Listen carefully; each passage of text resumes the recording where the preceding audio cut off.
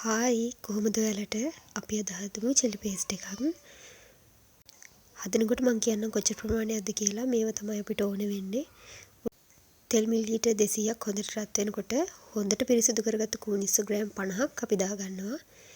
ඒක රන්වන් පාටට බැදීගෙන එනකොට අපි කරපිංච ටිකක් සුදු ලුණු බිග් දෙකක් තුනක් ඉඟුරු කෑල්ලක් එක්ක තලලා මේකට දාගන්නවා. මෙතෙන්දි කිඳිර ගොඩාක් අඩුවම කරන්න ඕනේ. කෑලි මිරිස් ටික දානකොට නැත්තම් මේක කර වෙන්න බලනවා. අඩුවම ගින්දරේ තමයි දැන් ඉඳන් තියෙන්න ඕනේ. කෑලි මිරිස් අපි ග්‍රෑම් 100ක් දාගන්නවා. කුහුනිස්සු වගේ දෙගුණයක් කෑලි මිරිස් මම අරගන්නවා. අඩුම ගින්දරේ මේක තියෙද්දි අපි රසණුව සීනි දාගන්නවා. මම සීනි තේ හැඳි 2ක් දාගත්තා.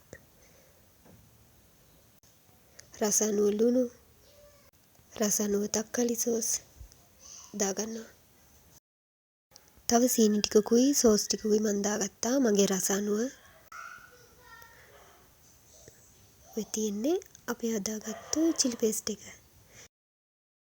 thank you මගේ වීඩියෝ එක බැලුවට.